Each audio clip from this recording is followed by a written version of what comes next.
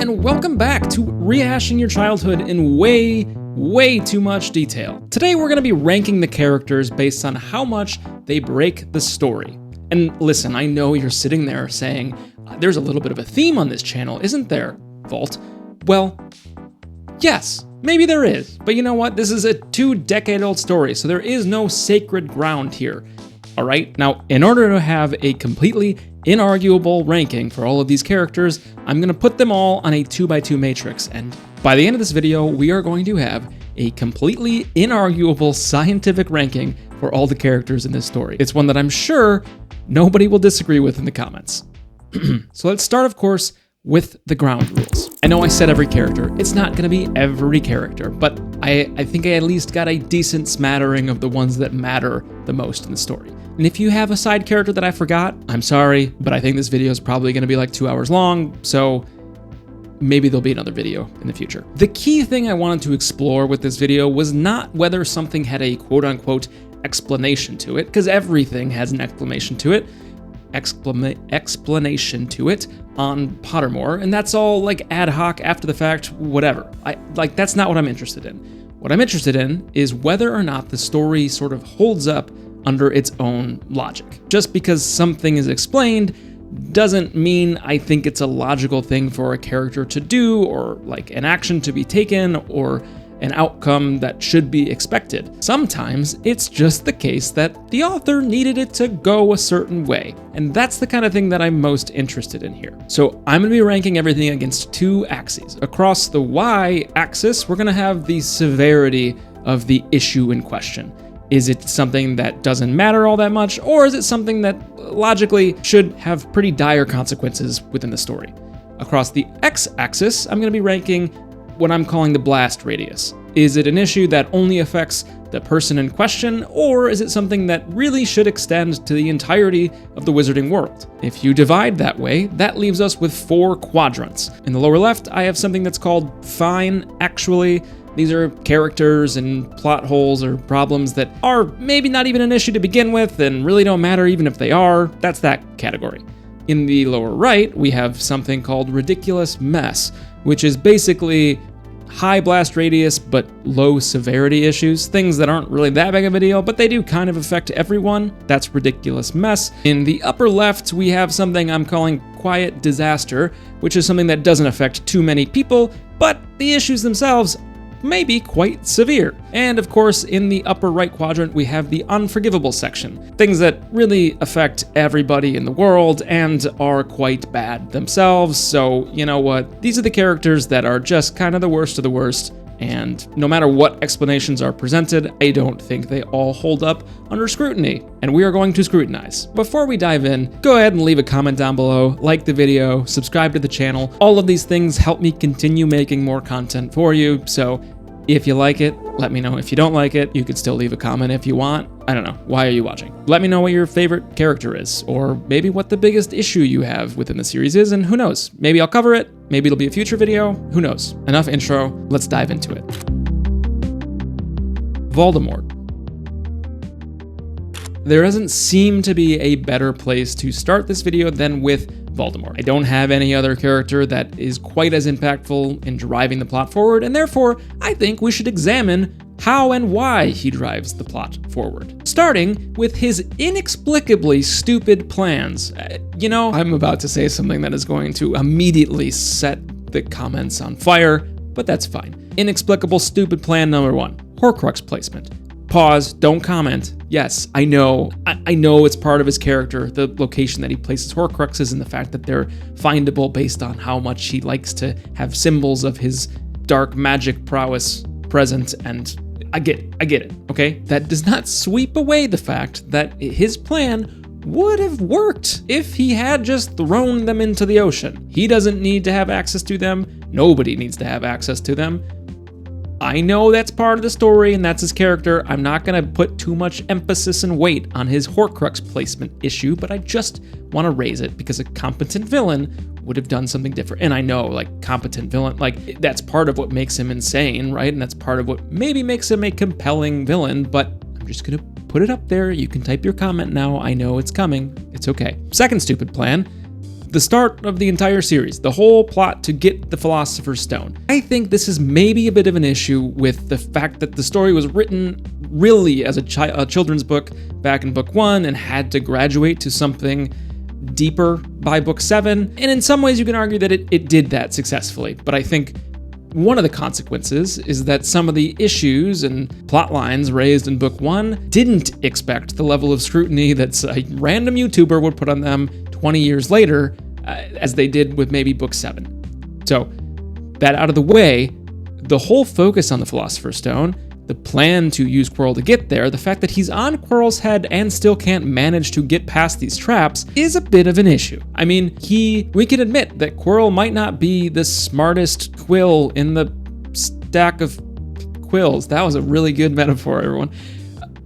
But Voldemort's on the back of his head, and we do know that he is smart, or at least capable of solving puzzles of some sort. Half of his Horcruxes have puzzles associated with them. So the fact that we're meant to imagine Quirrell attempting to get past all of these puzzles and not being able to do so successfully, yeah, it may align with how stupid Quirrell is, but he's on the back of his head. He should be able to talk to him. Maybe a suggestion to like kill Fluffy would undermine him trying to stealthily get to the Philosopher's Stone, but you'd think Voldemort would be like, oh, there's a sleeping spell you could use that wouldn't blow our cover.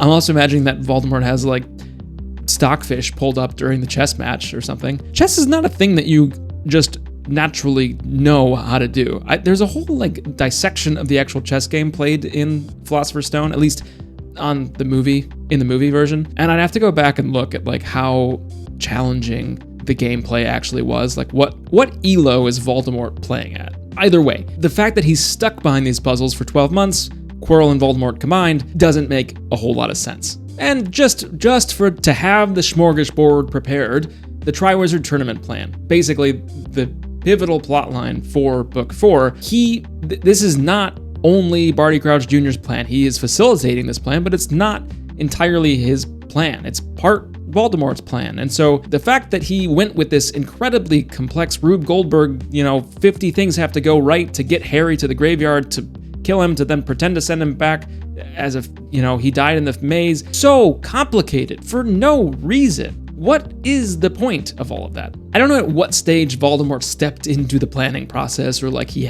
delegated to Peter Pettigrew. Like what kind of up corporate strategy did Voldemort outline that then Barty Crouch Jr. had to implement against? I don't know. Maybe that part belongs in the Barty Crouch Jr. section, but regardless, not well executed, not a great plan to begin with. Also, it's never properly explained or explored. Voldemort needs the blood of the enemy. Could that be any enemy? Does it have to be Harry? Obviously, he's a very symbolic type of villain, and so Harry is the obvious choice, but realistically, there's a lot of people that are Voldemort's enemy. Could he have just picked a random person to get their blood? Would that have made a lot of this a lot simpler? It also would have stopped him from, tethering himself to Lily's protection on Harry and all that jazz. Like, I know that's part of the story, but is there another outcome where he does just take, Ron's blood, and because of that actually ends up winning in the end? Food for thought. Now, if we extend the logic of his stupid plans to the next stage, we end up in this place where we have to suspend our disbelief to a degree that I think might not always be reasonable. For instance, there are such things as unbreakable vows. Why doesn't Voldemort make ardent use of unbreakable vows? It feels as though it would be right up his alley. Maybe there's a part of the Dark Mark that functions like an unbreakable vow, but that doesn't really seem to be the case. Snape has one, and there doesn't seem to be anything unbreakable vow-esque about it that's stopping him from double-crossing Voldemort, so clearly that isn't the case. Voldemort seems like a prime candidate for making every single person that swears to fealty to him to also swear on some sort of unbreakable vow that they won't double-cross him. He's a somewhat paranoid character, so you might expect a paranoid character to act against that paranoia. I guess the counter is that you might expect him to think that no one was capable of harming him, except for Harry, which kind of contradicts that entire point, but that could be the counter to it. Or maybe, perhaps, unbreakable vows have some level of nuance to them, where if you word it a specific way or think about it a certain way when you swear the unbreakable vow, maybe there's avenues around that vow. I guess that is a potential counter to this argument as well. The third point I want to bring up, though, is the Horcruxes in general, and the fact that he has made this separate Horcrux-like thing within Harry, which isn't a Horcrux, explicitly not a Horcrux, but functions like a Horcrux, sort of. Now, to my understanding, a Horcrux requires a somewhat intentional act, something that Voldemort did not prepare when he went to go kill Harry. Yes, he planned to make another Horcrux, and he definitely tied his Horcruxes to valuable items and objects, but he didn't place the same level of scrutiny on the people that he murdered to create the Horcrux. So the argument that it must have been that he was going to use Harry's death to make that Horcrux, I don't think is consistent with the way that he's made other Horcruxes. Case in point, J.K. Rowling says this herself in an interview, and I know J.K. Rowling interviews after the fact, but she talks about the fact that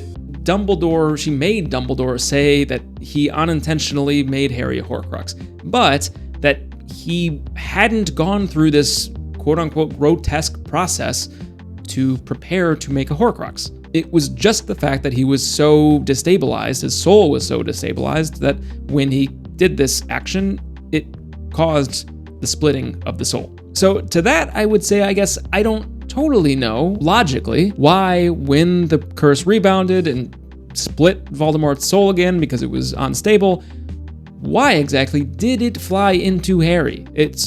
No other Horcruxes, that's not true, Nagini, aside from Harry and Nagini, the Horcruxes themselves are not living objects. There's no reason necessarily for his soul to latch on to the only living thing in the room. Like, it could have just latched onto his crib or something just as easily. So I don't think the logic is consistent with the fact that it turned Harry into a Horcrux.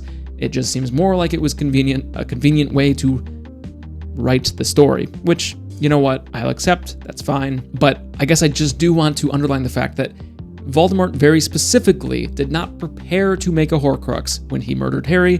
That is according to J.K. Rowling herself, so that's the line of logic that I'm going with, all right? And the last and final item to mention on this list is that you could just shoot him with a gun, right? Like, he's still susceptible to just good old American firepower, right? We might get into that a little bit later, but he's not a superhero.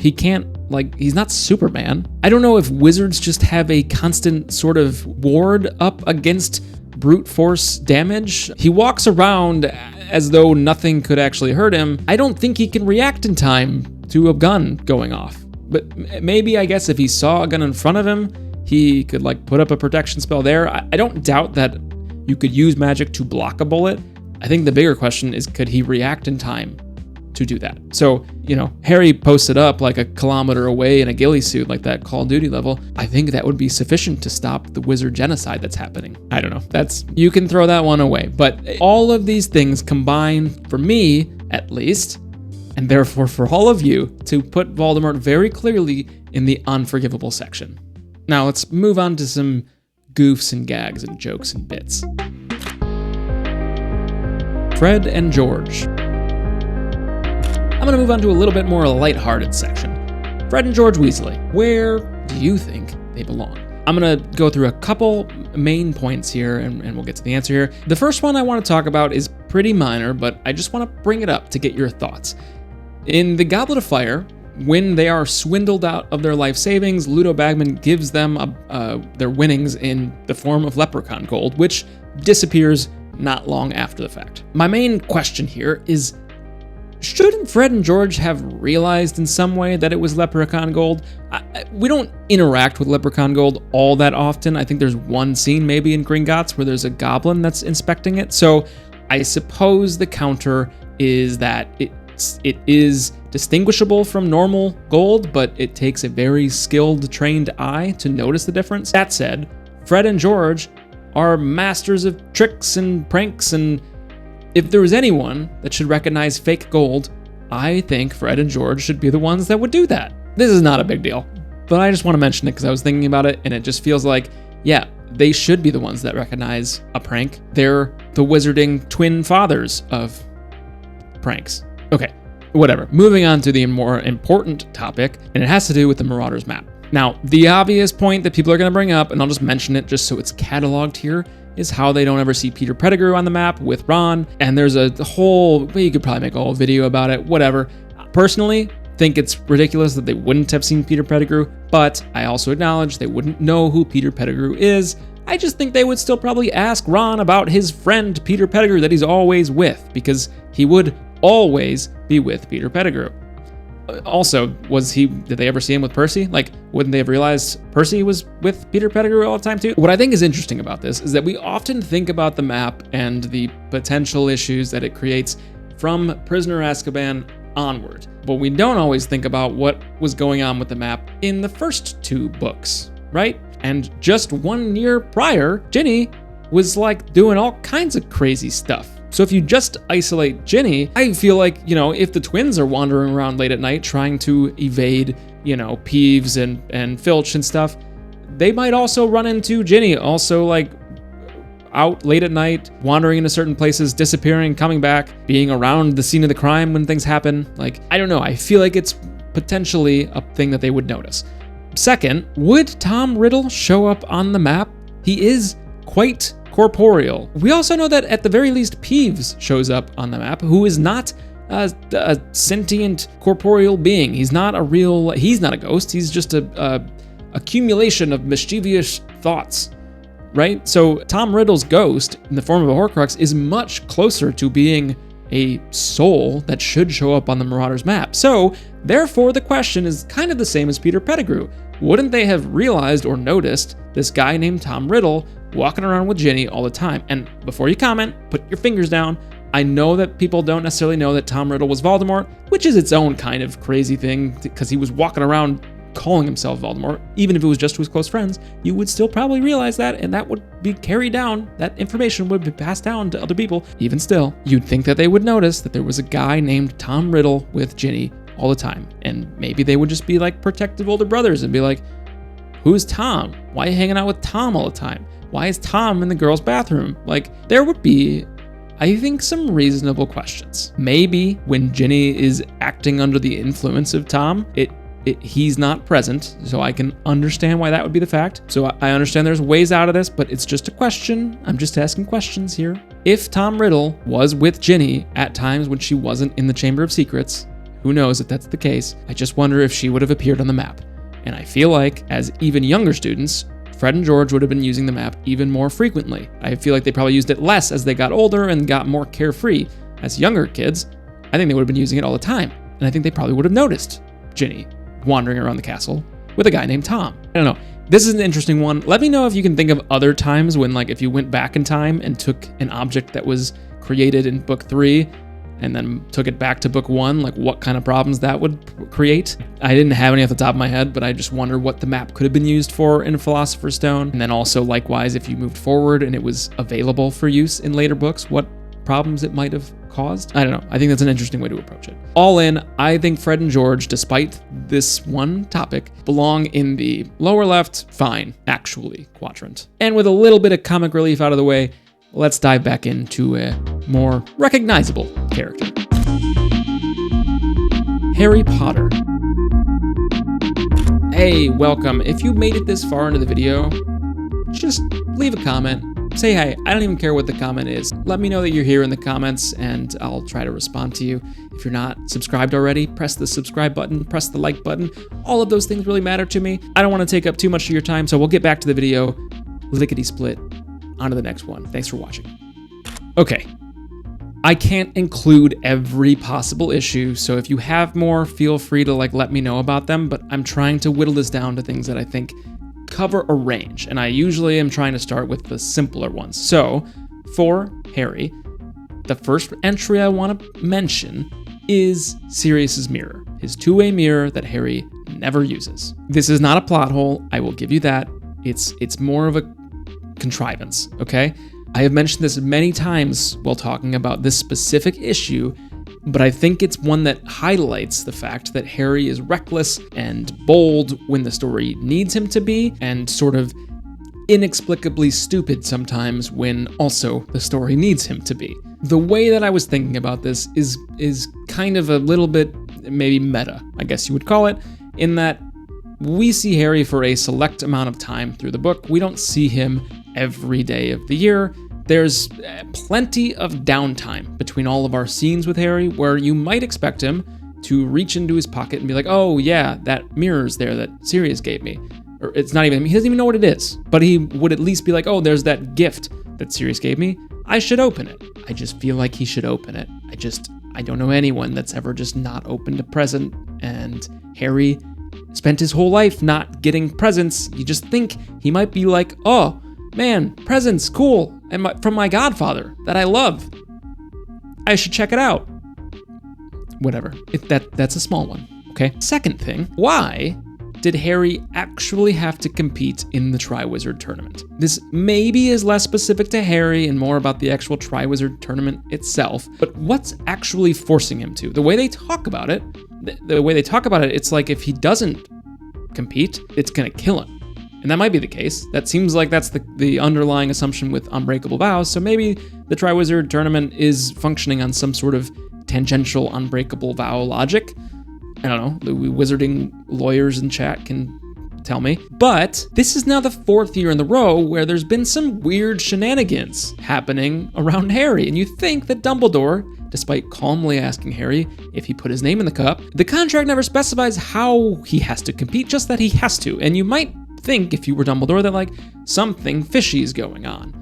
Harry, maybe you should just sort of phone this one in and just, forfeit. Like, start the tournament and then raise the white flag and, we'll move on with our day. Instead of like, yeah, go ahead. Go up against the dragon that hopefully doesn't just swallow you whole, because there's not a great way to interfere with that. They are pretty much like Game of Thrones dragons. Like, it's gonna happen pretty quick if something goes wrong, and no amount of sacrificial love is gonna protect you from a giant dragon biting your... All right, let's leave the dragons behind for a moment and move on to something else. The whole sacrificial love component. And let's jump into that a little bit deeper because I have a couple questions.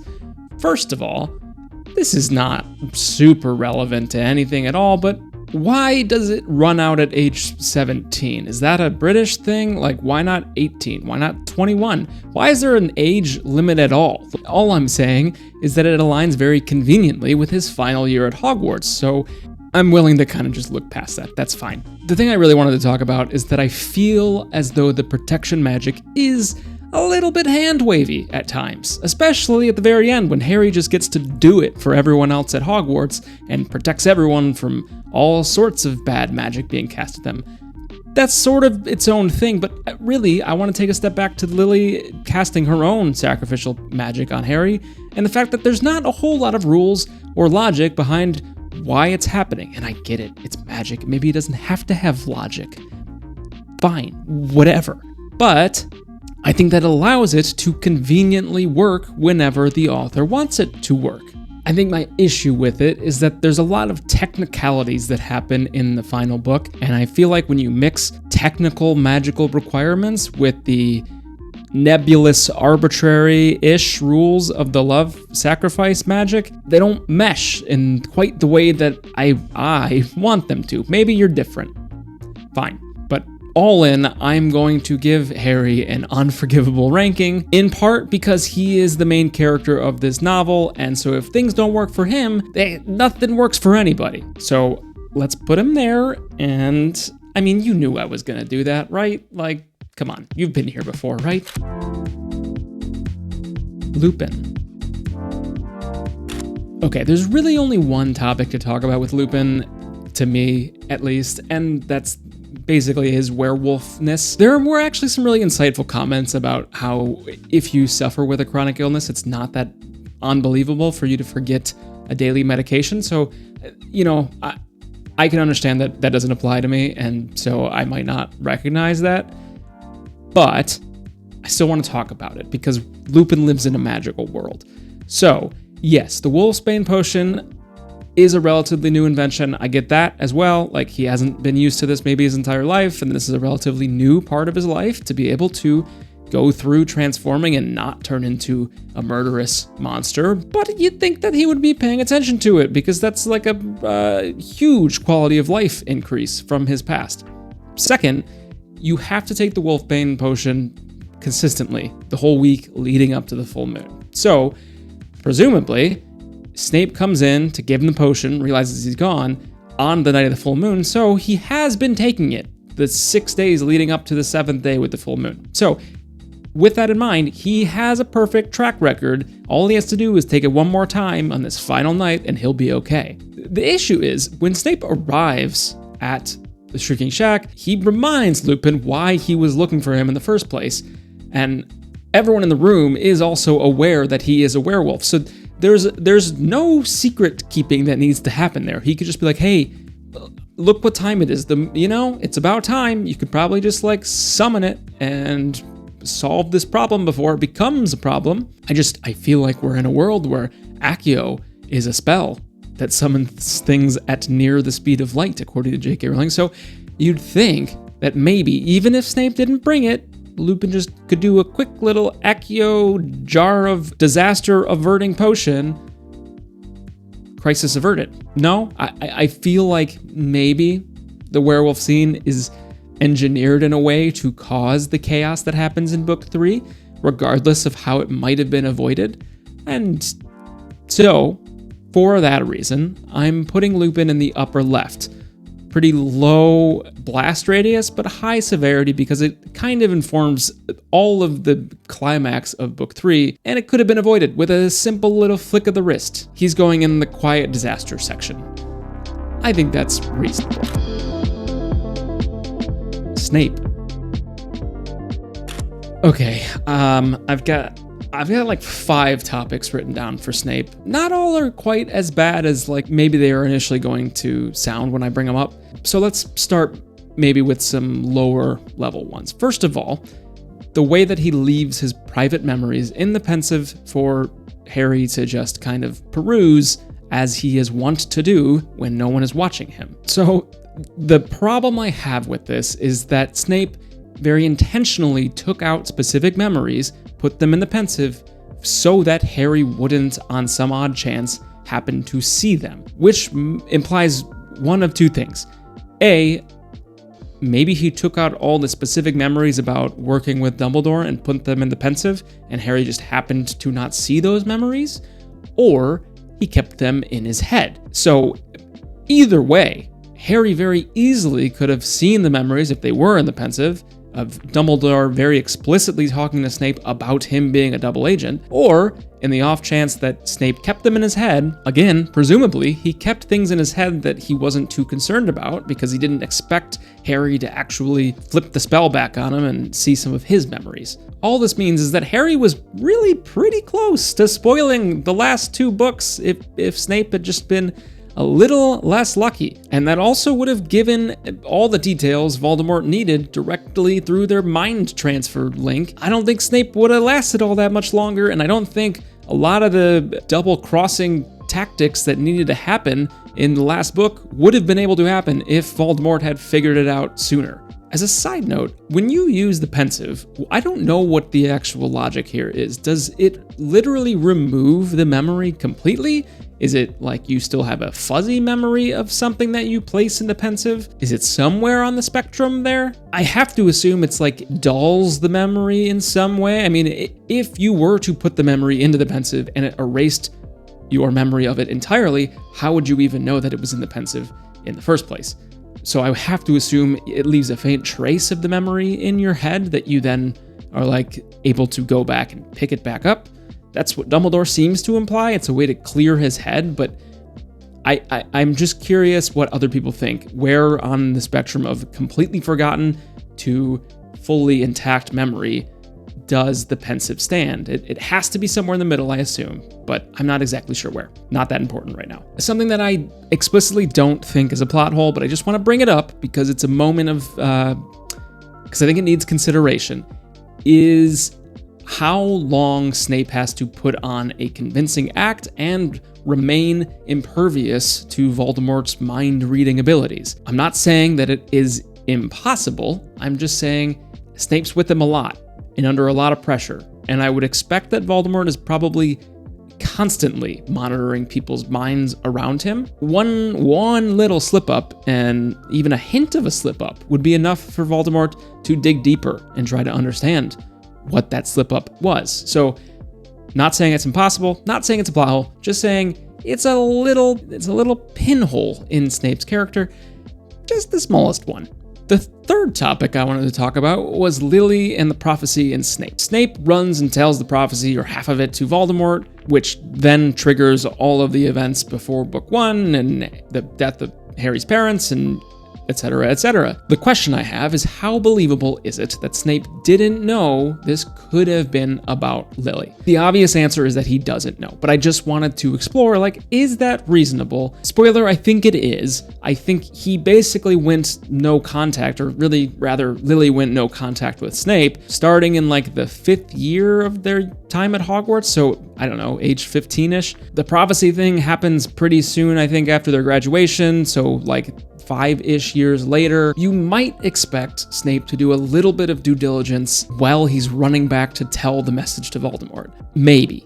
I'm just thinking in my own head, if I had some juicy bit of tea to bring to my boss, I might just be like, just like a little bit of due diligence would have saved him a whole lot of heartache. I don't know. All that said, you know, you look it up, I think Lily would have been maybe a couple months pregnant when the prophecy stuff happened, so she might not have even known, but so I don't think this one is a problem at all. The only smallest thing would be, like, if you really thought about who the new couples were that had defied Voldemort, there's probably not a whole lot to choose from, so there's still, like, a reasonable roll of the dice that it might be Lily and James, so okay, another small one to talk about. The cursed Defense Against the Dark Arts job. Did Snape know that there was a curse on this? Did Dumbledore ever tell him? Or was this just like he just let him keep applying and asking for this job, despite seemingly knowing that there was a curse on the job? Maybe Snape knew and he just thought he was, like, built different and it wouldn't apply to him or something. I mean, come to think of it, Dumbledore gave this cursed job to, like, 3 of his allies, so clearly there wasn't that much stopping him from putting people in harm's way. And I suppose the consequences were not always death that just happened once. There was, like, you know, permanent memory damage and then ostracization from the rest of society and being impersonated, being stuck in a locked drawer for a year. I mean, come on. That's not that bad. And the last one that I want to at least touch on was just the idea of spell invention, and that Snape does it with Septum Sempra. I just want to talk about the fact that Snape is able to invent a new spell, Sectum Sempra. Presumably, he invented many spells. I think Levicorpus was him too, maybe, or something like that. He had more than just the one. It just so happens that the one we see most notably is basically an unforgivable spell. No one says it, but it basically is. It's a spell designed purely to cause damage. It seems to have some sort of true emotional, mental state component to it, the way that Harry does it to Draco, which very much seems like it mimics the way that the other unforgivable spells work, at least Avada Kedavra. Snape says that it's 4 enemies, so I don't know how much more clear you want to get with it. I mean, also, this probably belongs in the Harry section, but of course Harry's the one that invents a spell that's just called Point Me. Maybe that's, I don't know. It just feels like that was not that's not normal magic that Harry did, to point himself like a compass inside the maze. I don't know why that one didn't have Latin words associated with it. Anyway, we don't really ever get to see how spells get invented. We just know that Snape has invented at least this one and others. It's not a plot hole. I just kind of wish that that was a component of the story that was explored. And I don't know, maybe the new TV show will do something with it. Who knows? Honestly, I think that's kind of a consequence of the style of magic that exists within Harry Potter, where there aren't necessarily rules towards inventing new magic. But if you want something about rules and magic, you can check out this video that I made talking about what if there was hard laws and hard magic in Harry Potter, like Brandon Sanderson style. That might be one that's interesting to you. Anyway, I think after all this, none of these are really that severe, even if they are problems to begin with. There's just kind of a plethora of them, so I'm going to put Snape in the lower right ridiculous mess section and call it there. I think that's fair. I don't even think I'm going to put him like that close to the unforgivable section. I think it's more in the lower right. I think that's fine. Hermione. Hermione is an interesting one because this is a problem, honestly, that I have with this, where, and I think it's a problem that a lot of people have, where the books, as informative as they were on your youth, I find sometimes that parts of the movies blend together with the books, and it's very hard sometimes to keep them straight. So I know that I make mistakes on this channel, and I've gotten called out plenty of times about it, but just know, I'm not trying to. It's just that some of these times these things blend together. Even if the movies are a sort of pale shade of what the books are, sometimes the visual portion of it is more memorable. So with that in mind, when it comes to Hermione, it's actually kind of tricky because her character and Ron's character and a few others were so mixed up and swapped around through the series, at least through the visual portion of the series. Movies is the word for the visual portion of the series. They're so mixed up and unsorted and changed that it's sometimes hard to keep some of these straight. But the thing I want to talk about is really the way that Hermione acts as this sort of walking deus ex machina. Some of the things that she discovers or solves on her own, admittedly, are given to her from other characters, at least in the movies, but even still, there are certain things where she just has knowledge that is just too lucky. The knowledge about Nicholas Flamel, happening to have a book about it right on time, like I'm gonna chalk that one up to being the first book in the series and it being a children's book, so I'm not gonna penalize that one too much and we can move past it. But like the second one might be the Polyjuice Potion portion, where it's like, yes, that's what's needed to get by and get the answers that are needed to move the plot forward, but that's kind of the point. The fact that she is able to solve this thing that is intended to show that she's a brilliant potion maker, I just think it's a little bit, I don't want to say that it's unrealistic, I just don't know that she consistently performs at the same level as her second year self through each of the preceding years. Specifically about the Polyjuice Potion, is it reasonable for her to have brewed it?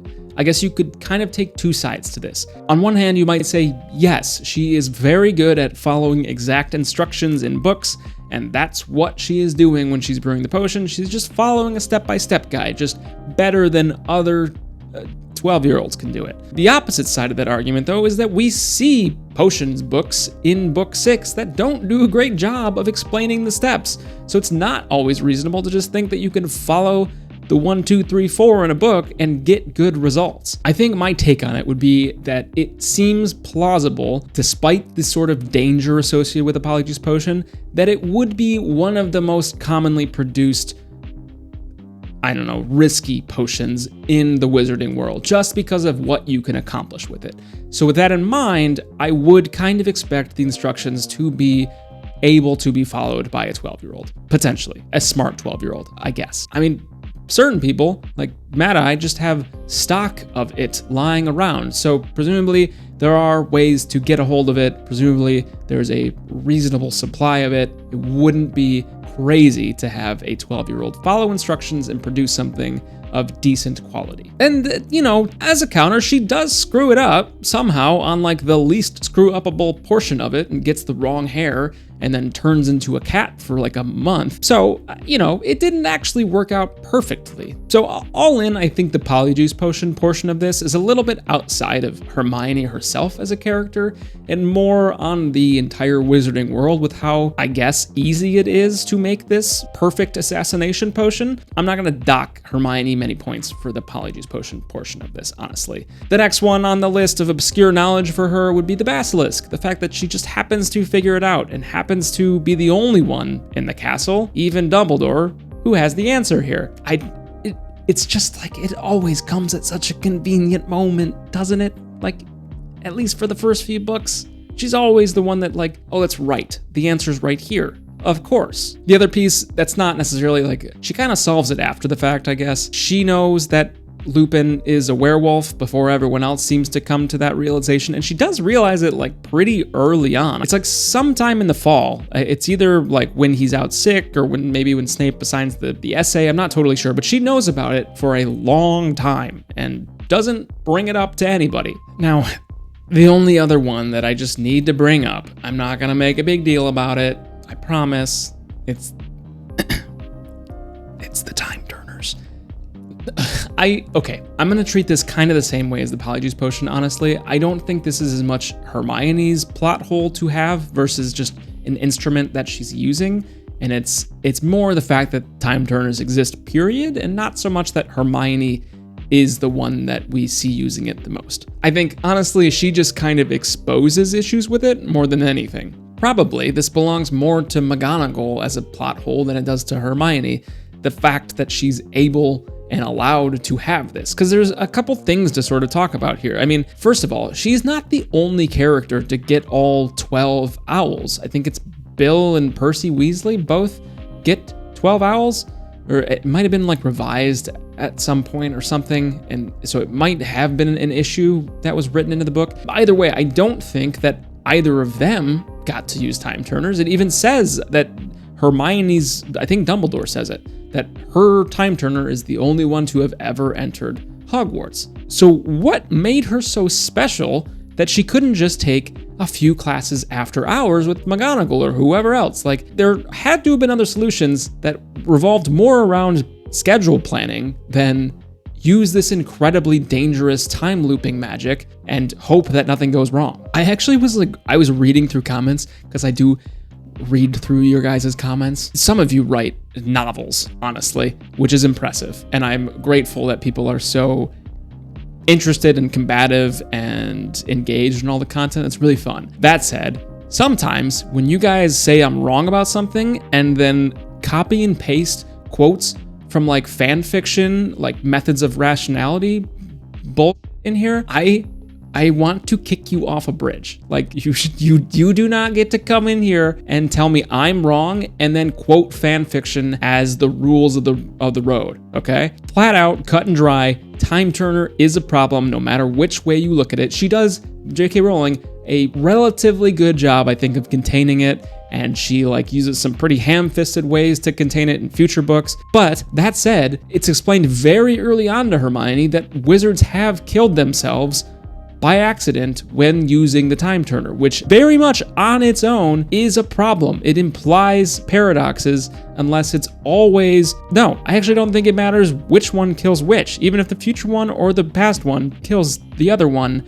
Either way, if the future one does it, there's no one to come back and become the future one. And if the past one does it, there's no one to come back in the past in the first place. This doesn't work, okay? We can call it a flatline bootstrap paradox all you want, but if that explanation to Hermione is canon, which it's in the book, if it's truth, I guess, that itself is a problem. But I'm not gonna prescribe this to Hermione, I'm just gonna give it to the tool itself. So I think if we get through the time turner and look the other way on some of the other things that she just happens to have knowledge about, I think I can reasonably put Hermione in the lower left, fine, actually, quadrant. Most of the things I brought up here are more like tools that are problems within the world. It's not necessarily Hermione's fault for using those tools. She's just exposing issues with them. So fine, actually. Moody / Barty Crouch Jr. Okay, this is probably more a Barty Crouch Jr. section, but this is really quite a Goblet of Fire-centric part of the video. So let's start at least with the fact that Barty Crouch Jr. is able to impersonate Moody for an entire year without anyone calling BS on it. My light is freaking out right now. I don't know if it's too hot. Okay, I fixed it. Maybe it's getting too hot, I don't know. Okay, so you're telling me that Barty Crouch Jr. impersonated one of the seemingly most sort of eccentric characters within this world, and nobody noticed that the mannerisms were off for a whole year? So Steelman, I guess, is that the fact that he is so weird makes it easier to impersonate him and blend in, I guess, but it still feels like it would leave gaps where a lot of these professors, and at the very least Dumbledore, have history with Moody. Like, you would think they would call back to some of their fond memories, or maybe not so fond memories, and be like, yeah, tell me more about that. And as soon as you find anybody that has a shared memory, it would all sort of fall apart. Another more specific angle, I suppose, is the fact that he's using and sipping on Polyjuice Potion constantly. These are like world-renowned witches and wizards that walk around the halls of Hogwarts, and nobody recognizes the smell of Polyjuice Potion, which, admittedly, I think, apparently, smells different every time, but I don't think that Moody's potion is gonna smell all that great. And even if it does, it would have a smell. And I think the question people would have is like, that doesn't smell like alcohol. What are you drinking, Moody? And he might have an answer and an excuse, and I get that. But you would think even someone like Snape, who has extensive potions knowledge, would be like, something's fishy about this. The alternative is everyone okay with him being drunk all the time? Like that's the alternative, is that we're just watching him sip off the flask, and we're okay with the fact that he's just like a little drunk constantly. Either way, I don't think it's super believable that he's able to impersonate Moody for an entire year and no one recognizes anything's amiss. Now, a piece of this that is a little bit more specific to Moody himself would be his magical eye, which I've mentioned many times, but I do think it's a little wrong that his eye is able to see through the invisibility cloak. Harry's cloak is supposed to be uniquely powerful, or at the very least, uniquely efficient at being invisible and making things under it invisible. So I just feel as though Moody's eye should not have seen through the cloak. It kind of defeats the whole purpose of it, and it's never really explained. We don't really even know what Moody's eye sees. Like, I don't know if it's like a Call of Duty thermal vision or if it X-rays thing. It definitely X-rays things, but like, so it X-rays the invisibility cloak and then sees the person underneath? Is that what it's doing? Or is it just detecting the signature of a person? Like, a thermal scope would actually work, I think, right? Honestly, Harry's cloak sucks. There is like very little redeeming qualities about Harry's cloak that seem to make it worthy of being a Deathly Hallow, but this section is not about Harry. So forget that part. I think the more interesting portion of this is the fact that it seems to work for Barty Crouch Jr. as well. I think, at least in the books, when you take a Polyjuice Potion, it is perfect in terms of shifting your physical body to match the person that you're impersonating.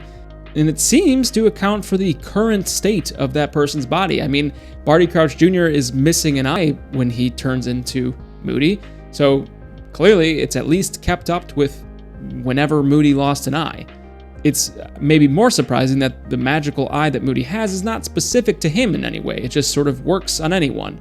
And you would think that kind of technology would be used in more places if that were the case. I can imagine that that's basically the wizarding equivalent of the TSA if you ever have to go to the airport for your broom flight. I don't know. Seemingly more just convenient than anything, because if it didn't work for Moody, then it'd be very obvious that that was not the real Moody the whole time.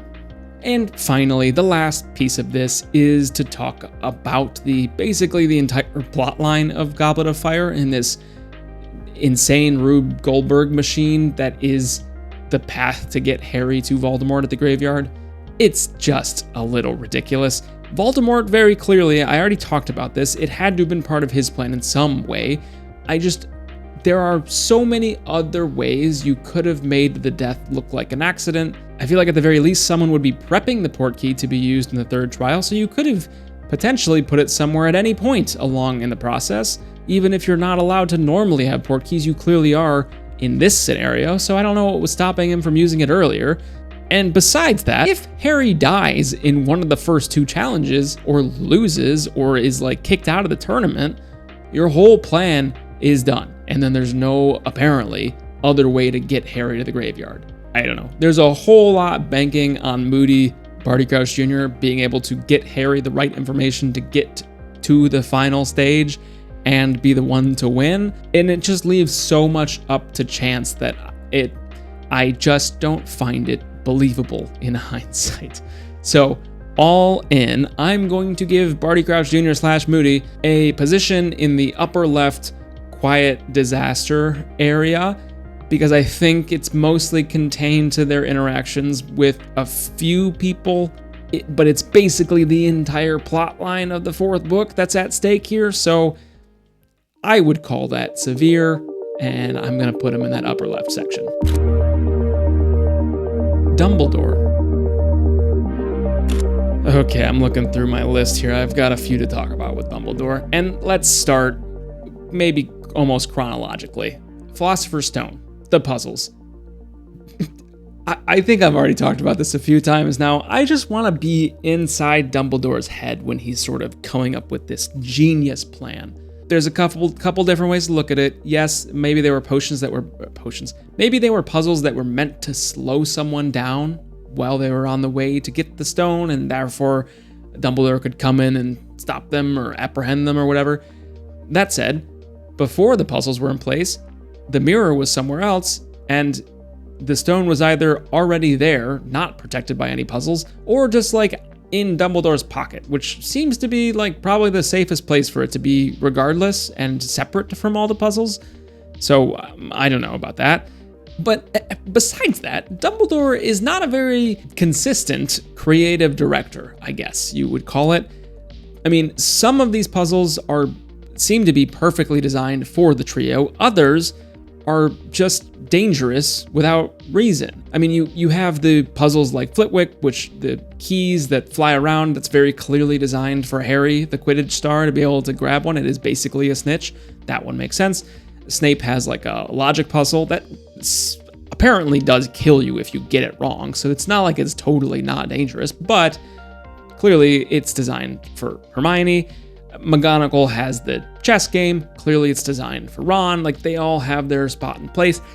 But I guess that's maybe a meta question. Were they designed because J.K. Rowling needed them to be solved by the trio? Or, I guess probably less realistic, was Dumbledore like, Flitwick, you make one for Harry. McGonagall, make some chess stuff for Ron. And Snape, you make a really hard, potentially deadly logic puzzle for Hermione. And McGonagall, make a, reasonably difficult chess puzzle for Ron to solve. I don't know how much Gotham chess Ron has watched, so I don't really know how hard the game he played was. But then you have the other puzzles that are just dangerous. I mean, Fluffy is, I believe, the size of an elephant. There's not a lot of room for error with Fluffy. He's a gigantic dog that could just eat one of them whole. It's not very different than the dragons later on. The troll is obviously unpredictable and enormous. I get it. I know there was plenty of comments in the last video about it being a separate troll. Point still stands. It's Quirrell's, and it's even bigger than the first one that they fought. And obviously dangerous. So I don't think they're going to luck out with Wingardium Leviosaing a club again. Adult wizards are clearly afraid of these things, so I don't like their odds. They just lucked out again with it being knocked out of commission before they got there. The Devil's Snare, I guess, is somewhere in between. Like, maybe this was designed to be solved by Neville, potentially. But again, there's a question about, did Dumbledore tell Professor Sprout to design a potion that could be solved by Neville? Or was this just something that maybe J.K. Rowling was kind of on the edge the whole way of, whether or not Neville would go along with them on their journey through the puzzle land? I don't know, but Professor Sprout is using them to fight Death Eaters and kill them in Book 7, so they're very clearly not harmless. So I'm not exactly sure how to grapple with this. So maybe we chalk this negligence up to it being Book 1, or maybe Dumbledore is just an idiot. Speaking of being an idiot, remember when the troll comes in and Quirrell says 5 words about it being in the dungeon, and then Dumbledore immediately stands up and sends everyone back to their dorms? Now, this is Book 1. We didn't learn about where the Slytherin dorm was until Book 2, but we do learn in Book 2 that it's in the dungeons. I don't know how big the dungeons are, but you would at very least think that someone would be like, hey, remember when he just said, the dungeons have the troll in it? Let's go somewhere else, maybe? You'd think if not at least a first-year student bringing that up, maybe a prefect would be like, this isn't smart. I should do something else. Or maybe Snape, the leader, the head of Slytherin House, would be like, Dumbledore, come on, man. I know all my students are children of racist, genocidal maniacs, but like, come on. And I know I was one of them too, but come on, please. I don't have an explanation for that one. It must just be a big dungeon, I guess. On to the next one, the basilisk. How does he not identify the basilisk? He was there the first time that it attacked and almost shut down the school and killed a student. Like, how does he not connect these two things together? I mean, understandably, the symptoms of the victims are different this time. It's like, instead of being dead, they're paralyzed. So I understand that maybe there's some confusion happening. That's reasonable. That said, there's like, I guess I was about to say, how often does a deadly monster go on the loose in Hogwarts? But it probably is like every other year. We just don't know about all the other ones that are on the loose. So I don't know. Maybe that's reasonable. The other question, though, is I'm pretty sure Dumbledore can understand Parseltongue. So Harry can hear the snake in the walls, and the common explanation that other people would have just heard it as like the noise of pipes rattling or hissing or whatever, but Dumbledore would have heard it as a language. So I feel like there are times that Dumbledore could have put it together, and he just didn't. The counter argument, again, is that he did know about it, and he was letting Harry figure it out on his own. Or that he did know about it, and he just didn't know how to get to the chamber, but that doesn't seem super believable to me. He seems like a little bit of a history buff, and I just feel like he's got enough spare time in the 50 years between attacks. He would have tried to find the Chamber of Secrets. Even if he didn't know Parseltongue, assuming that you don't have to go through the girls' bathroom to get to the Chamber of Secrets, like, he could have just started blasting, right? He could have just started tunneling down. There can't be that many spaces to go down where you just stumble across, like, I don't know. Basically, this is just like, start playing Minecraft and see if you find the chamber. Like, it can't be that hard. Basically, in my mind, it leaves us with two paths. He either missed all of the signs and didn't know anything, in which case he's an idiot, again, or he did know about it and he just wanted to let Harry fight this extraordinarily deadly creature that can kill instantly through eye contact. Not two great options there, I don't think. Moving on to the entire plot line of Order of the Phoenix. Dumbledore just lets Harry sort of wallow in his teenage angst and depression, gives him no guidance, just kind of leaves him on red the whole time, gives him to Snape to try to teach him occlumency. All of these things just slowly leading Harry down this path of running to the Ministry to try to save Sirius. I know that we get to this point afterwards where Dumbledore's apologizing, and we're basically being told that Dumbledore's not infallible and that he makes mistakes and he's not perfect. I think the problem is Dumbledore doesn't ever get an adequate level of criticism because this all worked out in the end. I mean, Sirius died, but like otherwise, none of the students died somehow. Despite everyone shooting Avada Kedavras all over the place, none of the students die. And I mean, Harry might have some weird love, protection, sacrifice stuff going on, but the other kids don't. Ron's not gonna be able to bounce back from Avada Kedavra the same way that Harry might be able to. If Neville gets sniped from across the room, he's not coming back. He's not the chosen one. So all of this is only okay because it works out in the end. Dumbledore's grand plan does not look so smart when half of the incoming 6th year class gets Avada Kedavra'd over the summer by some of their peers' parents. So no, I don't think Dumbledore is brilliant. That, or there's some issues with his plotline and his arc, and you know what? All in, I'm putting Dumbledore in the upper right unforgivable section. That's where he's gonna land. Feel free to argue with me in the comments. That's okay. I know you'll be there. He's going up here. Ron. I really only have two things to talk about with Ron. First of all, his sort of second-hand nature. Ron gets all kinds of hand-me-downs from his siblings. He gets robes and socks and, like, I guess not sweaters. I guess the sweaters are new for him at least. But the one that's really a head-scratcher is the hand-me-down wands. Now, wands are very obviously not one size fits all. It seems maybe more likely that it just functions better if you're better suited to the wand and it chooses you at some point, but I guess there's some wiggle room there. And maybe the fact that the wand is coming from one of his siblings makes it more compatible, even though the exact opposite is true with Neville, who's using his dad's wand, I think, and it doesn't work so great for him for quite some time until he gets a new one. So I don't think that's necessarily the case with his Ron's brother's wand.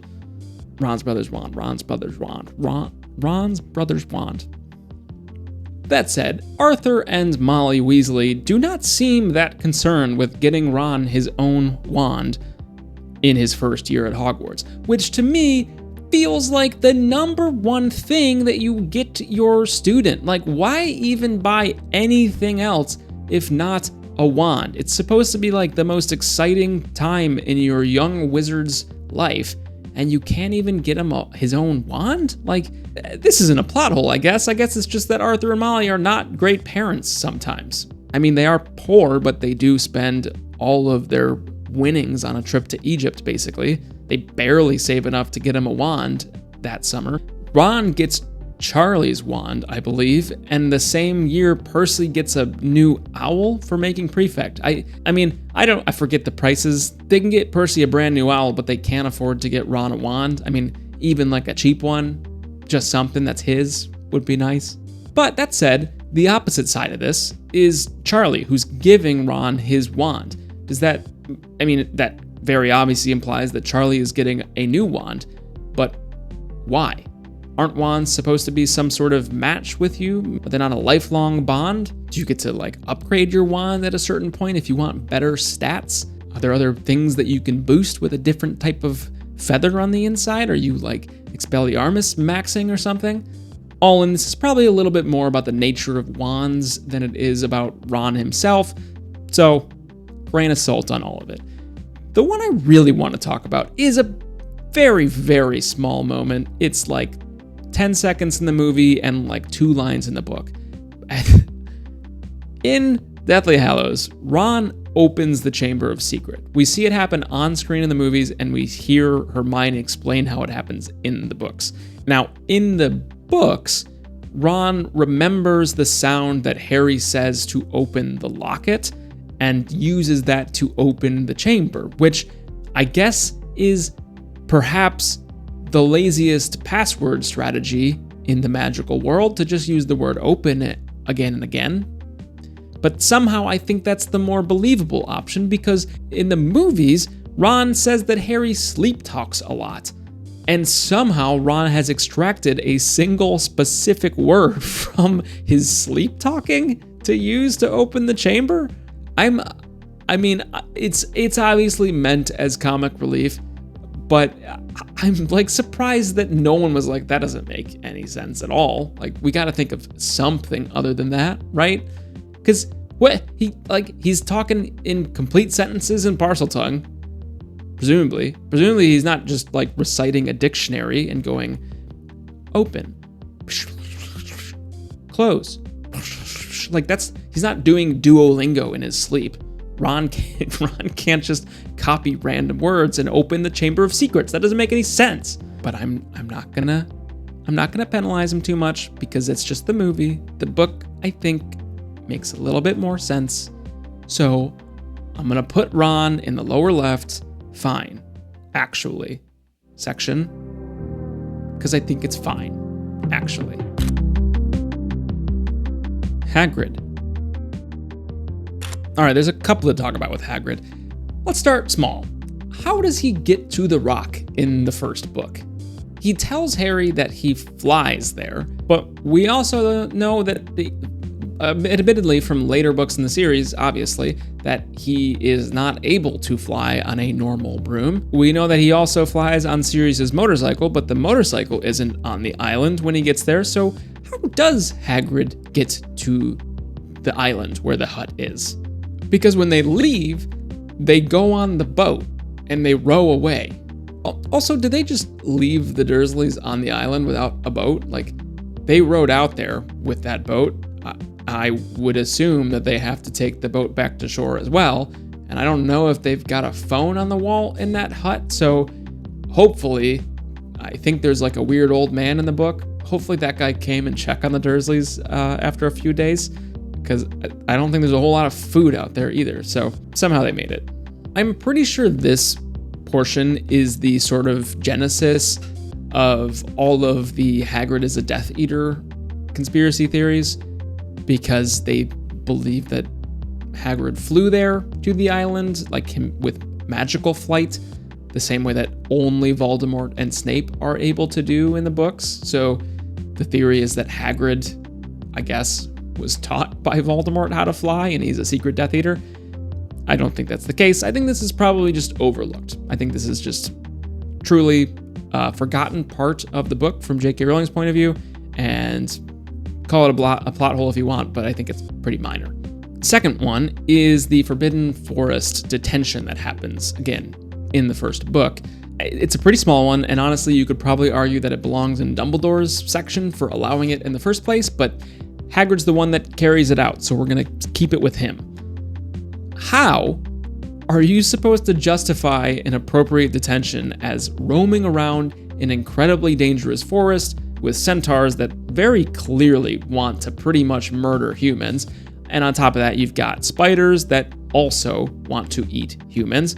And you have something roaming around that you know about, killing unicorns, which is like, I don't know, the deadliest sin in the world, in the wizarding world. And that's what you're actively looking for with these first year students who barely even know what magic is. And then you're gonna split them up? Like, maybe it's not a plot hole, maybe it's just a bad decision, but I don't know. I'm not gonna focus on that one too much, because the main one I want to talk about is the way that Hagrid is expelled or at least the way we hear about it in Chamber of Secrets.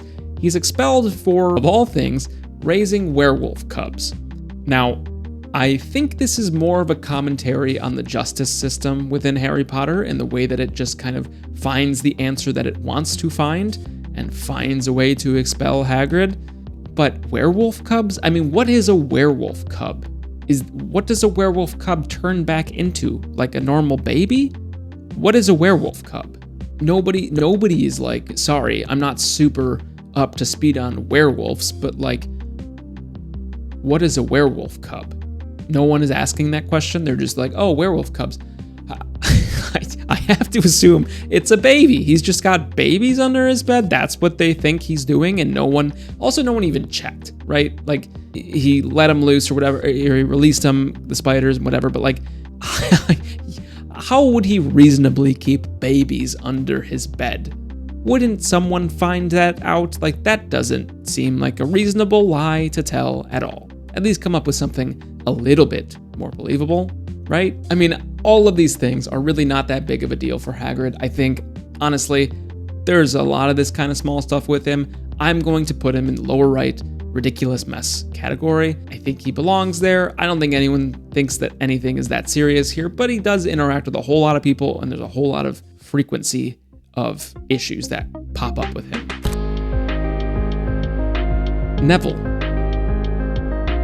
Part of what I do in these videos is try to find fresh angles, because most of these things have been talked about to death. So I may not be covering the most common topics all the time, but that's because somebody has done it somewhere, and I don't always just want to repeat everything else. So for that reason, the first question I have about Neville, why does he have a toad? Why is that his pet? I mean, this is a character-based video, so I guess if I had included Hogwarts as a character and dumb rules about pets, then it might belong there, but like, what purpose is a toad serving? I'm like trying to picture the toad delivering a message for you without getting swooped up by an owl on the way to deliver that message. Like, how magically high can the toads jump? Can they jump up staircases in a way that like a real toad can't? What if you had to send something further than 20 feet down the road? Like, are the toads just hopping along the countryside to deliver that message? It can't be a very big message, because I don't think they could carry all that much. Maybe you just only have a toad for small, little tasks. Like, they're basically only good for if you wanted to create a basilisk by putting it on some chicken eggs. You could do that. Then it might be useful. But otherwise, I can't think of any tasks or problems that having a toad would solve. The second small one, I guess it's a small one. It could be a big one. It's about the prophecy and the chosen one, and the fact that it could have been Neville but isn't, and is Harry. I think the thing to talk about here is that people seem to think that there truly is something special about Harry, which in reality, I don't think there's anything special about Harry. He is actually pretty unremarkable. He happens to end up being good at magic through determination and grit and sheer power of will. But it's only him because of Lily and Snape's relationship and the fact that Voldemort was asked to spare Lily. If Snape had been crushing on Alice Longbottom, this very easily could have been Neville Longbottom and the Goblet of Fire. That's not the case, but it could have been very, very easily. But I don't know. Neville's pretty hard to find any real issues with, so that's kind of all I have for him. I think he is very obviously in the fine actually category. He's pretty close to the lower left as far as I'm concerned, so we'll leave him there. Fudge. Okay, on to Fudge. Cornelius Fudge. I've got a couple things to talk about with Fudge, and some of it relates back to Hagrid and kind of jail and Azkaban and all of that, and the other is kind of about the government. So, for starters, it's not a pothole, but it's how we get there. He sends Hagrid to prison without basically a shred of evidence. Is there a prison other than Azkaban in the Hogwarts world? We don't really ever see it mentioned, but I'm sure it has to exist, right? It seems like a pretty drastic jump from no jail to Azkaban. There has to be some sort of local police stations, I would assume. And so it just seems like maybe sometimes they could have sent Hagrid to a holding cell instead of sending him to Azkaban. Because no one had died. I just struggle with the idea that was the logical place to send him instead of just being just chill out here for a minute and we'll figure out what's going on and then you can come back, maybe, if you're cleared. Or if you're not cleared and you actually did summon the basilisk, then yeah, go to Azkaban. But jumping straight there, I don't think that's a reasonable step to take. But speaking of, how did Dumbledore get Hagrid released? Did he tell Fudge about the basilisk and then Fudge was oh, cool, okay, that's okay, no big deal. It's taken care of. Oh, Harry, the second year student, he took care of it? You let him take care of it? Cool. Okay, I guess we're all good now. Hagrid can come back. The other way to read this is that Fudge never really cared about the issues to begin with. It was all just about saving face. So from that perspective, he is a very good politician, I guess, and this is not a plot hole and it just makes sense. But I still think it's unreasonable to send someone to Azkaban unless they obviously are responsible for people's deaths. And even then, it's a pretty draconian justice system, which I guess is the point. But the other topic to talk about here is the government within Harry Potter and within the broader world, right? Fudge and other ministers of magic have contact with, at the very least, the prime minister of the real Muggle world. And yet, nothing comes of it. He goes in there, says, hey, there's a guy on the loose killing people, and there's no action taken. It's not like wizards are actually invisible and they can't be seen by muggles.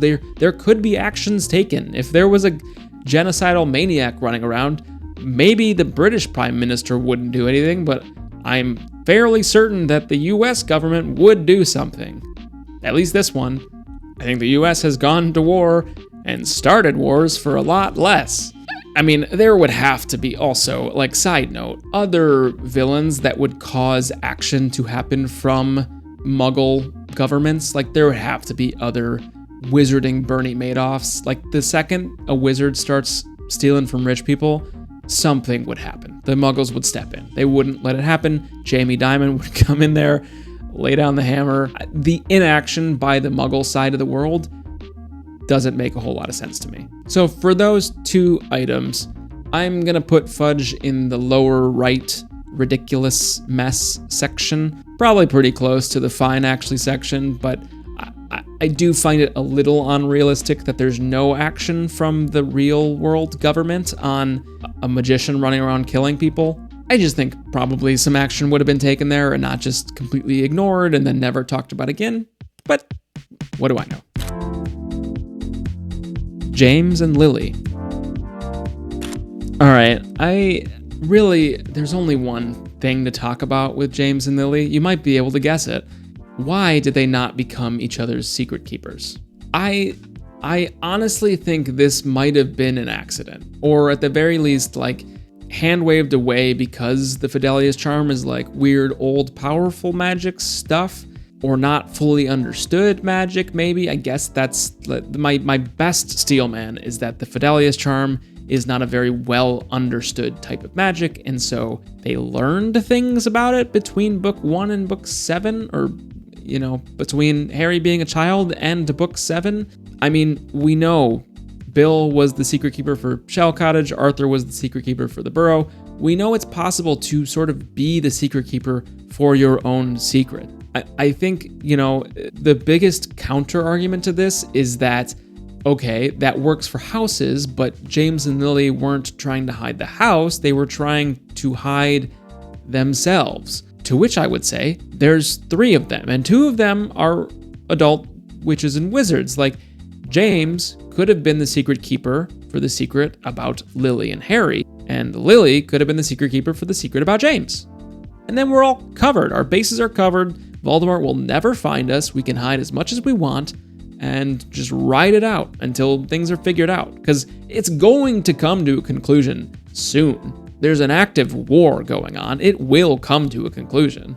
And alternatively, if there's some weird arcane rules about who can be the secret keeper, if you can't, like, be related to the person in the secret, just have Dumbledore do it. Like, he might not be your best friend, but he's very obviously the most powerful wizard. At the same time, we also know that you can't force the secret out of anyone. So honestly, it doesn't even make sense to switch off of Sirius, because if you can't force the secret out, then it doesn't really matter who you pick. You could have picked basically anyone that you didn't think was like sniveling idiot, and it would have been fine. It really doesn't make any sense why they would have switched off of Sirius to begin with if you can't force the secret out of somebody. So yes, maybe Sirius would have been the obvious choice, but it wouldn't really matter because he wouldn't divulge the secret, and you couldn't force him to. For that matter, why don't you nest the secrets? Why don't you have Sirius be the secret of that part, and then have the fact that Sirius is the secret keeper be someone else's secret? That second person doesn't have to know what secret he's keeping, just that he is a secret keeper for something else, and then you could keep nesting it. You could have 100 nested layers of secrets that just, 100x protect the secret. And again, the whole idea here is that you just ride out the storm a little bit longer and let Dumbledore go in there and figure it out. I don't know. Maybe all the layers of secrets would consume each other or something. I think this is honestly something that was needed to keep the plot moving forward. It was a way to introduce Peter Pettigrew. It was a way to introduce a huge twist in book 3. And it was a way to build tension on Sirius for the whole book and then give him a redemption arc to clear his name and then kill him off 2 books later and have a very emotional response to it. And I suppose you could come at it from the angle that the Fidelius charm never really mattered in the first place and that Voldemort would have stopped at nothing no matter what to find Harry and to try to kill him. And so if it wasn't the Fidelius charm, it would have been something else. You could also make the claim that James and Lily can't live in hiding forever. So even if your Fidelius charm was airtight, you are bound to screw it up at some point, the same way that Hermione screws it up when she comes back to Grimmauld Place in like book 6 or 7, I can't remember, but eventually James would like go out to get groceries and get caught or something. Really, above all else, I don't know why J.K. Rowling had to introduce Bill and Arthur as their own secret keepers in the first place. They could have very clearly been somebody else. There was not really a need to introduce these Fidelius complications into the story to begin with. I think out of all of this, I am sort of forced to put James and Lily in the unforgivable upper right section because this is the genesis of the story. It's the whole reason that any of this began. And so it's not going in the tip-top upper right, but I do think James and Lily have to go in the upper right because the Fidelius charm is just rife with issues, and no one in the story personifies it as well as James and Lily. Umbridge. Okay, on to everyone's second favorite villain in the story, Dolores Umbridge. There's a few things I want to talk about. First of all, and maybe smallest, but pretty egregious, is her use of Dementors as a tool. Again, this isn't a plot hole. It's maybe more of a contrivance because I think it's mainly just meant to demonstrate how insane Dolores Umbridge is. The fact that she sends Dementors after Harry for what is essentially a minor infraction. She doesn't know that they are innately attracted to Harry and are going to immediately try to suck his soul out, but I don't think that excuses the fact that she's using them in this way, and it's frankly a little insane that she has the clearance to do this in the first place. You would think the Dementors would be up under lock and key, and yet, you couldn't just send them out to go assess parking ticket violations or something like that. That would be a little bit, I think, egregious. So that sort of chips away at the believability just a little bit to me. The other one I want to talk about would be her relationship with Trelawney and Hagrid and her time in Order of the Phoenix as a auditor of professors. I wasn't exactly sure where to put this, but to me, sometimes some of these books feel like they were written in reverse. Like, Sirius has to die, so how do we get there? Well, let's have Dumbledore ignore Harry for the whole year and drive him to a point that makes him act rashly and go try to rescue him. With Umbridge, it feels almost reversed. Like there's a runaway cart that, for whatever reason, J.K. Rowling decides she can't change, even though she's the author. And so we get to see Trelawney fired, but the writing is on the wall for Hagrid as well.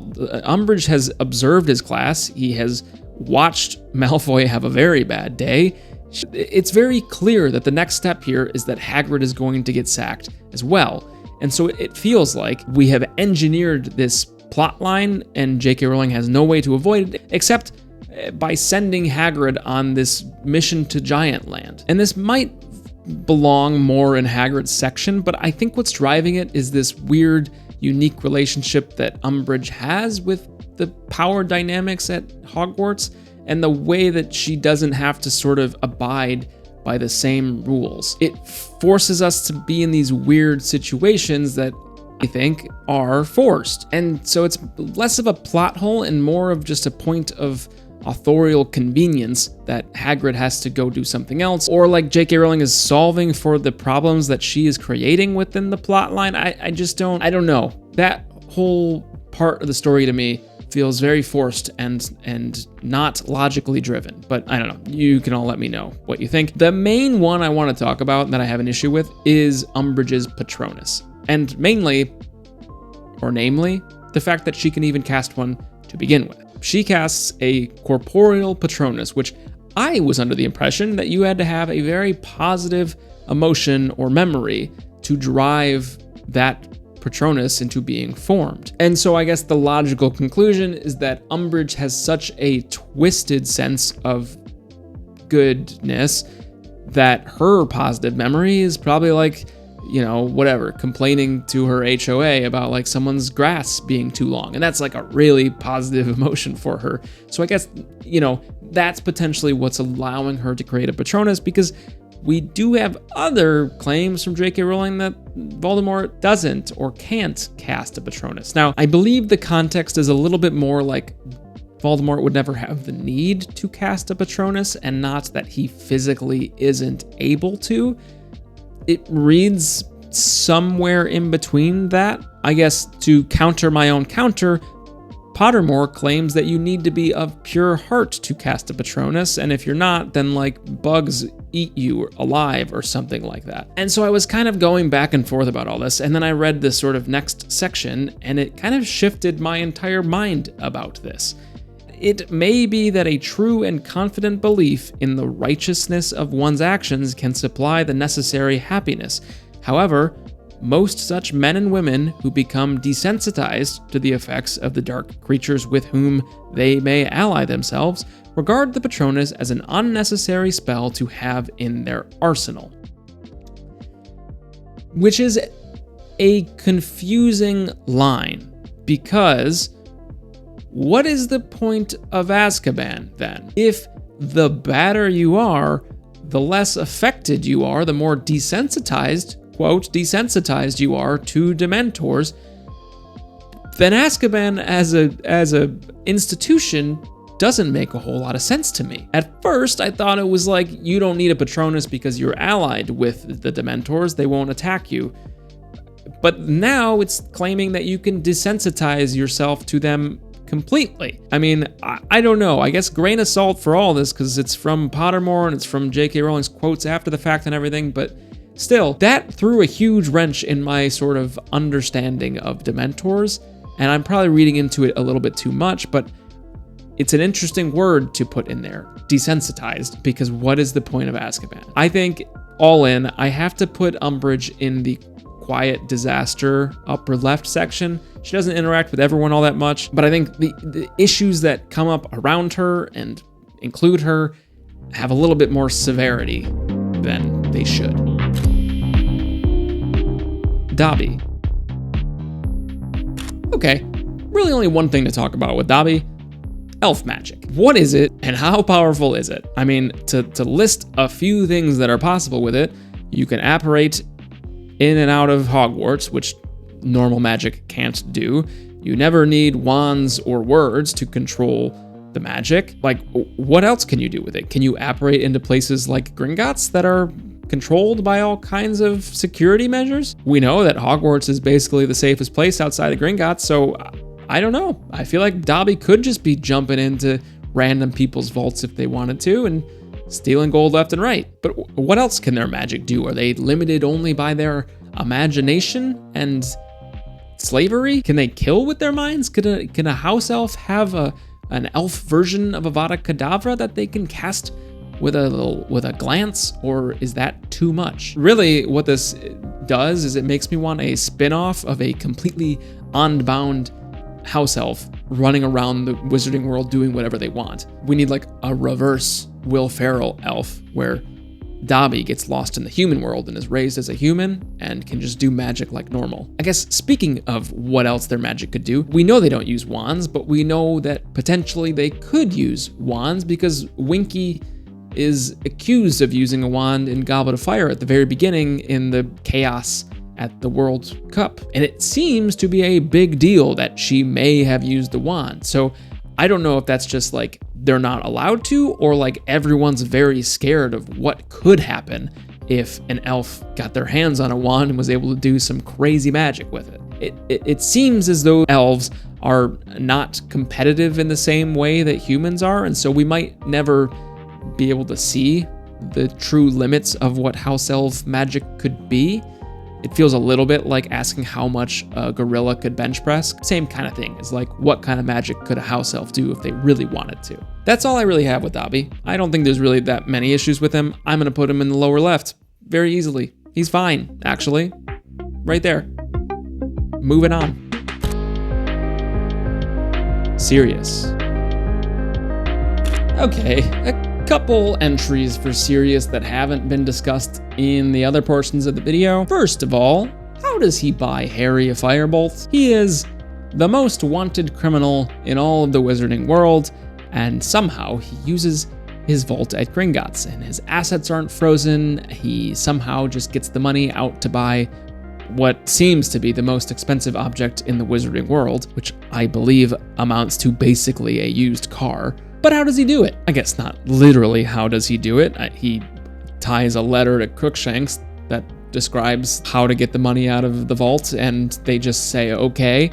And then I guess Crookshanks brings the money, or maybe the store owner themselves directly debits from Sirius's bank account? Either way, it seems surprising to me maybe that Sirius is allowed access to his vault despite the crimes that he's been accused of and the fact that he's an escaped convict. I don't think that makes any sense. Second thing that I want to talk about is his guilty verdict. There's plenty of those TikToks of like Sirius claiming to be the most innocent person, and then there's that like Daily Prophet image of him screaming. But the question I have is like, it's very much explained that Veritaserum isn't foolproof, and that wouldn't have been the answer for getting out of going to Azkaban and being accused of killing the Potters, and he wouldn't have been like able to get out of his sentence. But it brings up a different way to potentially answer this question, which is why not use an unbreakable vow? Those seem to have life or death consequences to them. If you break the unbreakable vow,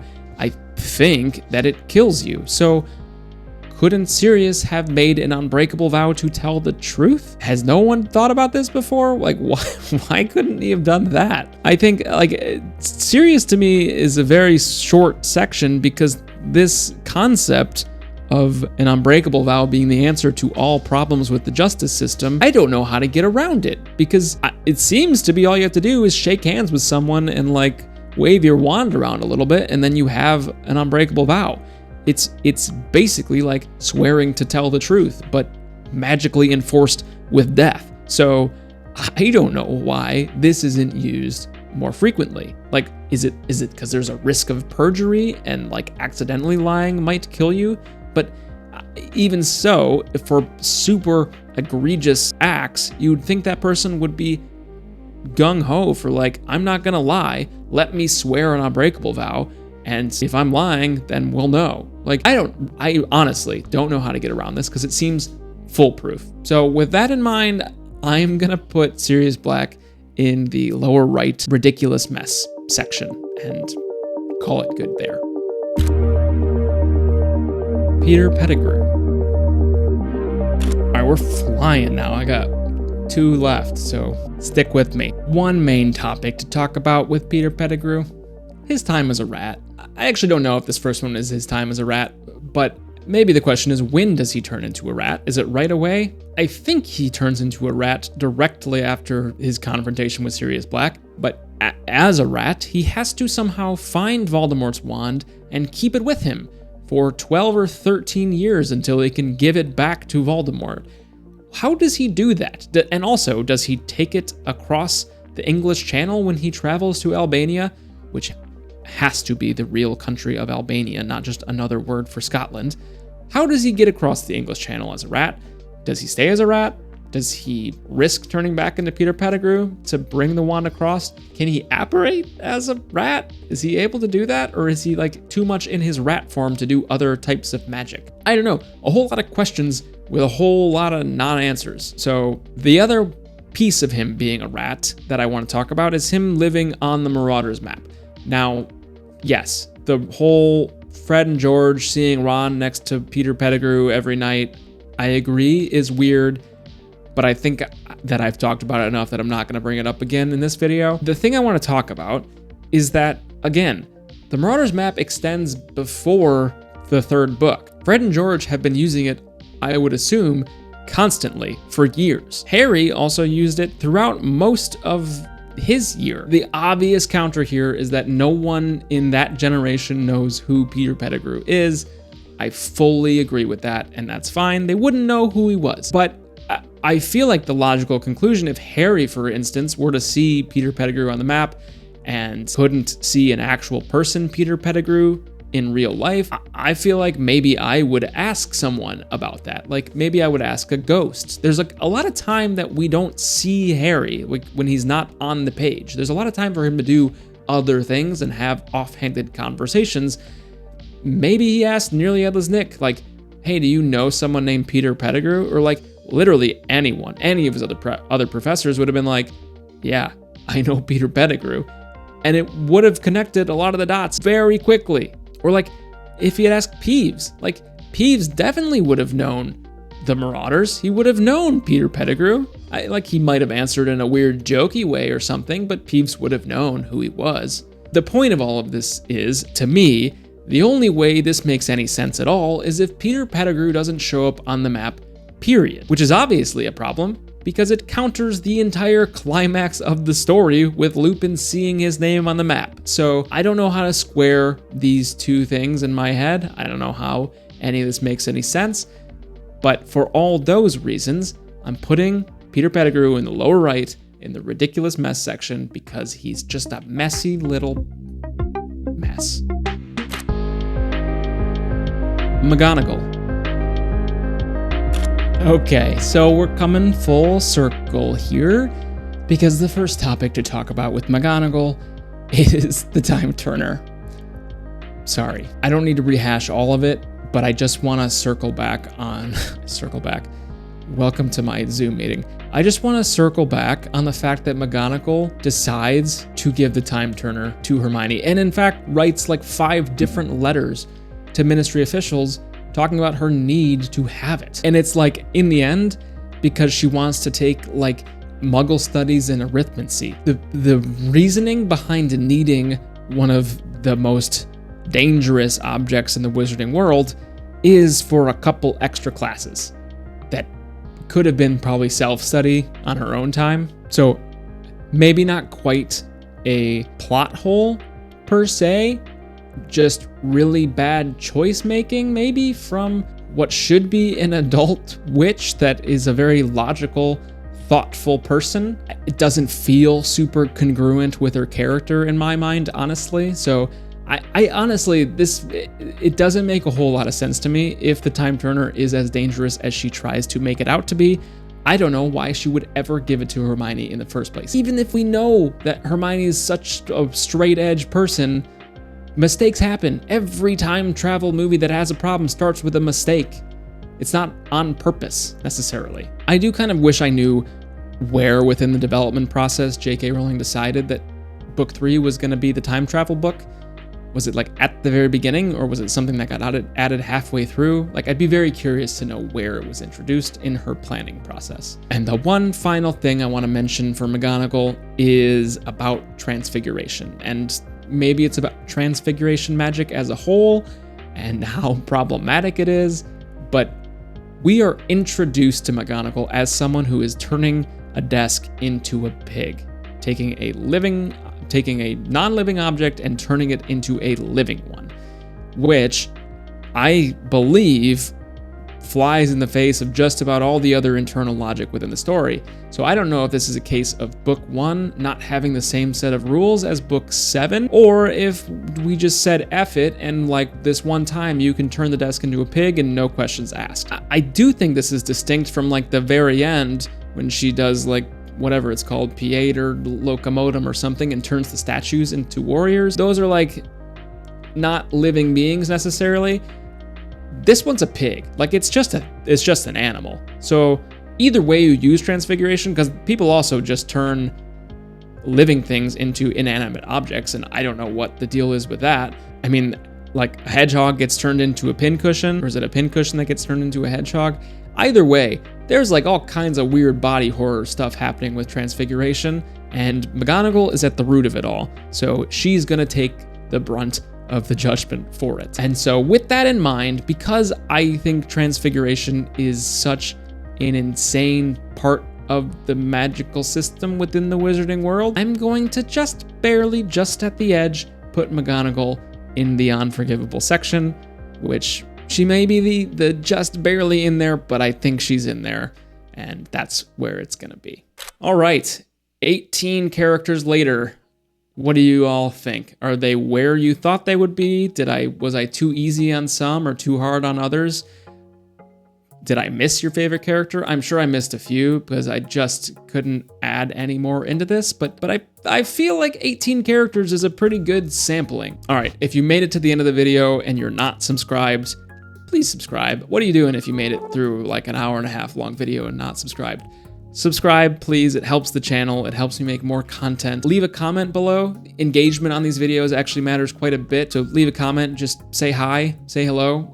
I'll wave back at you. If you want to watch other videos, I have a whole lot on the channel that I've put out about ranking spells and ranking characters and what if the magic system was hard magic. There's tons of stuff. Well, what's the wizarding economy look like? There's plenty of videos for you to find on there. I have memberships on the channel. I have memberships on Patreon that are ad-free videos. You can check them out there. There's a Discord. If you haven't already joined the Discord, you can go check that out. There'll be a link in the description. And lastly, just recently, I started adding all these videos to Spotify as well. So if you want to watch things or prefer to sort of listen to them as podcasts, you can find me on Spotify as well. But I think that pretty much does it for me. So thanks again for watching. I'll see you next time.